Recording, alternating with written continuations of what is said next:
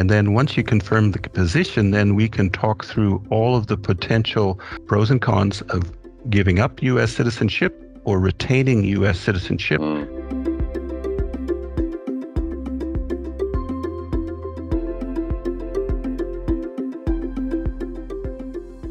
Seth, Leo, thanks very much for joining me on the video call today.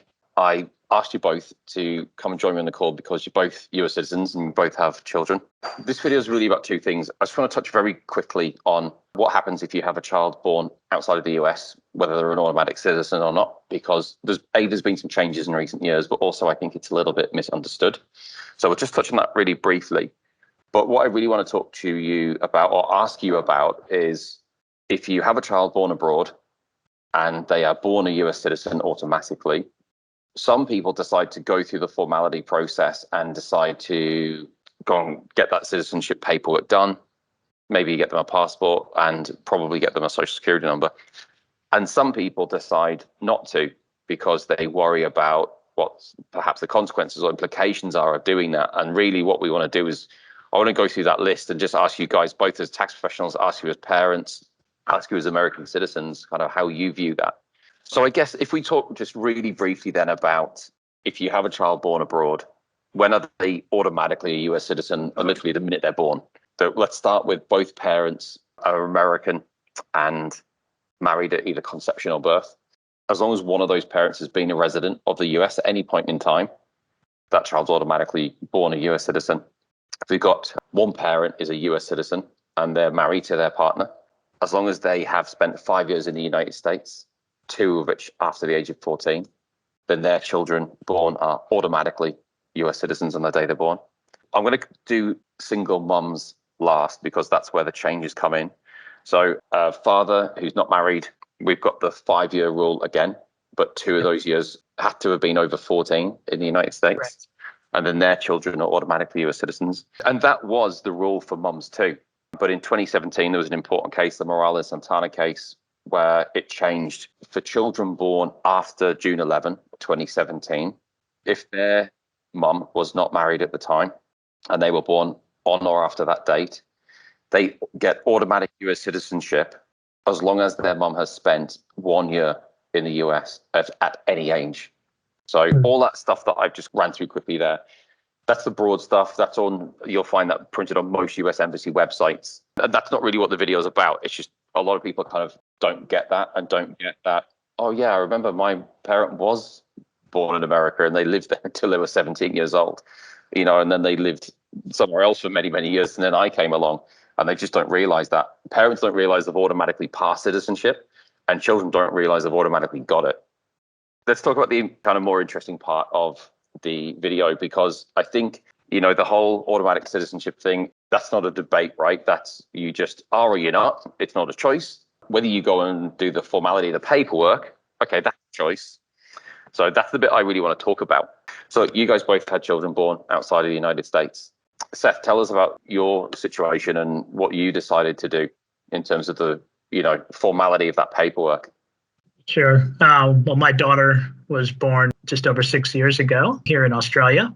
At the time, I was not married to her mom. We are now. And her mom is not a U.S. person, not a U.S. citizen or a green card holder. So I would fall into one of those latter categories you were speaking about, where I had to look back and say, okay, I moved to Australia when I was 30. Clearly more than the 5 years involved and more than 2 years after age 14. But you still had a lot of documentation to go through. And in order to submit all of that, that's for sure, it's a cumbersome process, one way or the other. But to answer your question, at the time, I actually didn't realize that it was automatic, that this was the case. And I thought it was more of a choice. I still, therefore, was kind of making the decision about whether to do it or not.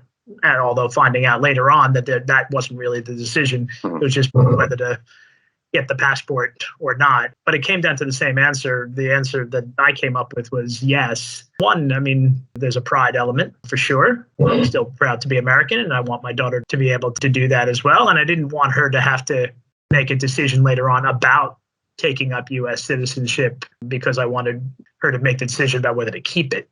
rather than take it up. But secondly, and probably more practically at the time, was where there was an impending visit to the US coming up.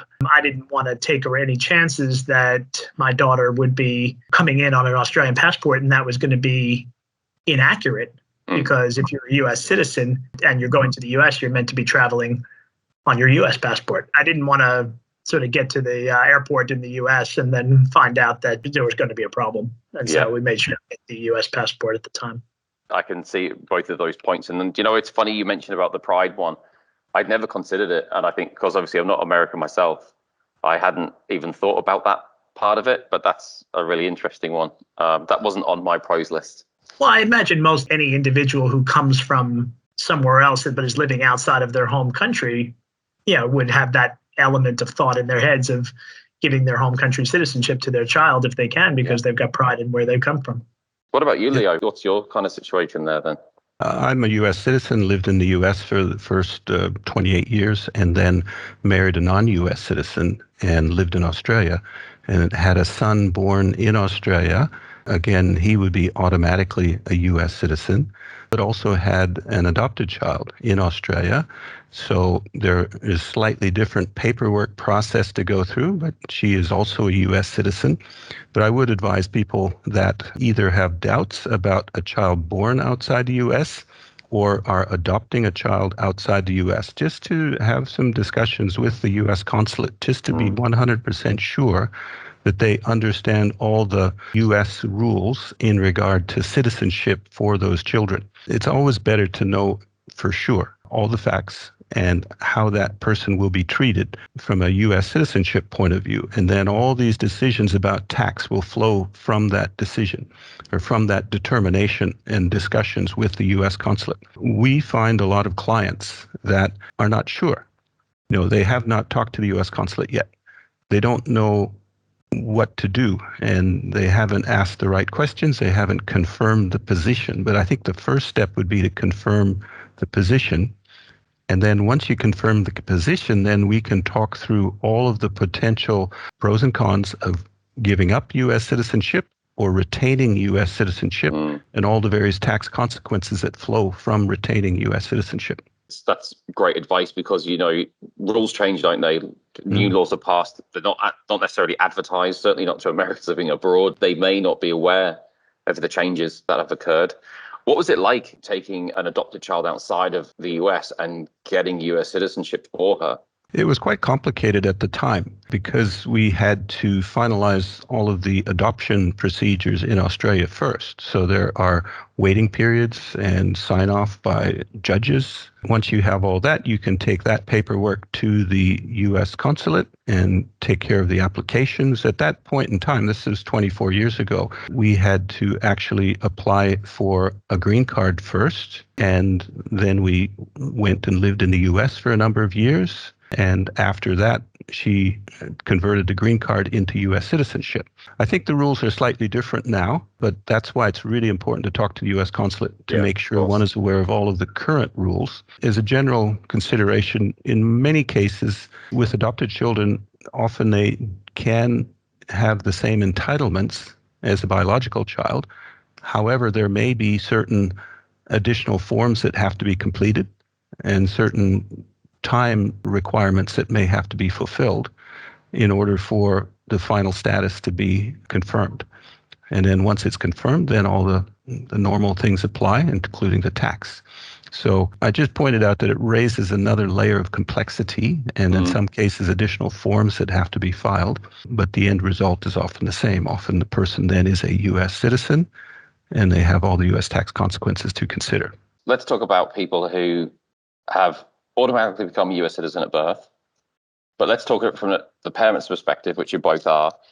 You've got to make the decision whether you're going to go through and formalize that citizenship and kind of do the paperwork. This is not a choice about US citizenship. This is just about, are you going to go and fill the paperwork in and register the birth abroad and do those bits and pieces, which will ultimately probably bring your child a passport, perhaps a social security number.